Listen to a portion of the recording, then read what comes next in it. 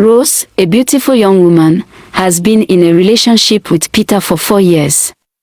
She owned a small shop where she sold food while Peter sold fruits under the hot sun by the roadside. They loved each other for 4 good years. Peter promised her marriage, a home, and a life together. After 4 years of relationship, Peter asked Rose to move in with him. And she did. At some point, Rose got uncomfortable with the kind of lifestyle she's living. One day, Rose said, "I'm tired of living as a couple without getting married. If there's no money for marriage now, let me go, then we will get married when there's money." Peter refused. He had no money, but he forced himself. He sold most of his goods, and the marriage was done. After the wedding, Rose's restaurant still made money, but Peter's fruit business started going down. Despite Peter's business falling back, Rose supported him. She stayed loyal and gave Peter part of her business money to build up once more. Little by little, Peter bounced back to his business. Soon, Rose became pregnant. She informed Peter of her pregnancy, but to her greatest surprise, Peter became upset. He asked to abort it because he doesn't have money to take care of children. Rose refused and kept the pregnancy. The next day, Peter didn't come back from work. He ran away with his last bag of fruits and disappeared from the city of Lagos. Rose waited nervously that night for Peter to come back from work, but he didn't return. She searched for him, but he was nowhere to be found.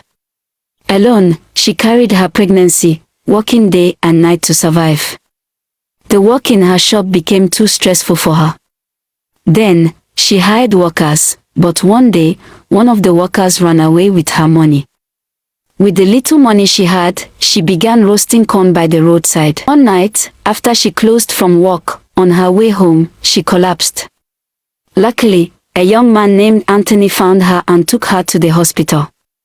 The doctor gave an instruction that Rose should have enough rest because her work is too stressful for her condition. Anthony took Rose home and gently asked her what had happened that caused her to collapse. With tears streaming down her face, Rose told him everything, how her husband had advised her to abort the pregnancy, and how she refused. Because she wouldn't obey, her husband abandoned her, leaving her to face the pregnancy alone. She explained how she lost her shop after one of her staff ran away with her money, and how she resorted to selling corn by the roadside just to survive. Anthony was moved with compassion.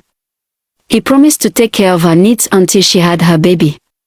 Rose's heart was filled with relief and gratitude. At last, she had found a helper. Every day, Anthony would visit Rose at her home, and this made people suspect that he was responsible for her pregnancy. As the day for Rose to give birth drew closer, excitement grew. Finally, she gave birth to twins, a baby boy and a baby girl, whom she named Samuel and Sophia. Rose was overjoyed to have her children. Anthony was kind to Rose. He took care of her and the babies, playing the role of a father in their lives. Before long, Rose and Anthony fell deeply in love and became a couple. 5 months after Rose gave birth, Anthony gave her money to restart her restaurant business. Rose was overjoyed. This time, she opened a larger restaurant, and soon the business boomed. The children grew up believing Anthony was their father, and they loved him dearly. Rose and Anthony played along, raising them as real parents would.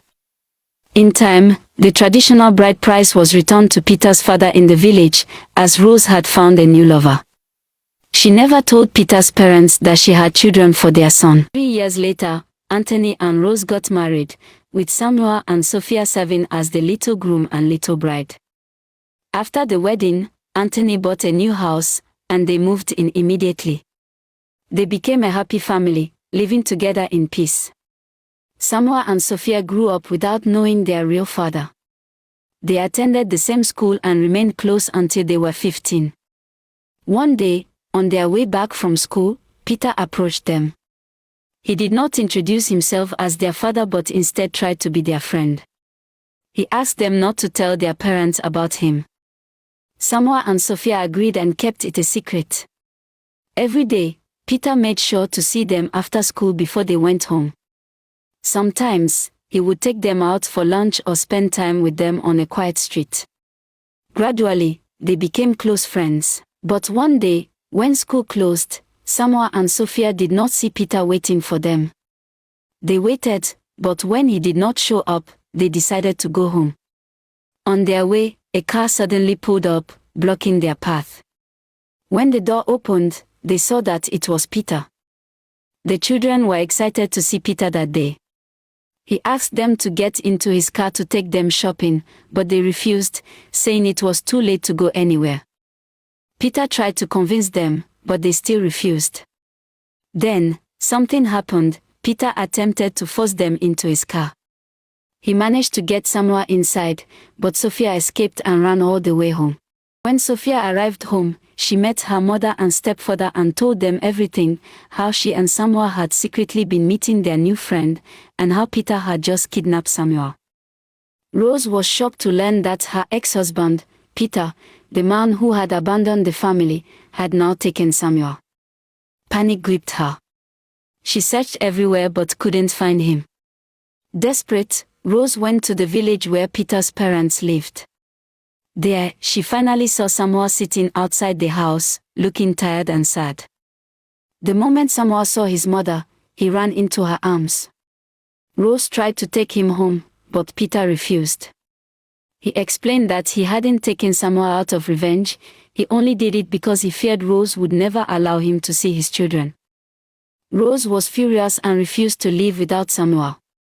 After hours of pleading, Peter finally gave in and let her take him home. That night, Rose gathered her children. She warned them never to befriend a stranger and urged them to always be open with her. A few days later, Peter came to Rose's house, pleading for forgiveness and asking if they could get married again. Rose told him she was already married. Peter's heart sank. He regretted ever leaving her. When Rose asked why he had abandoned them, he confessed that he had been afraid he wouldn't be able to provide for his family. Even after learning she was married, Peter didn't give up. He began following Rose, bringing her gifts, visiting her restaurant, and trying to use the children as a way to get her back.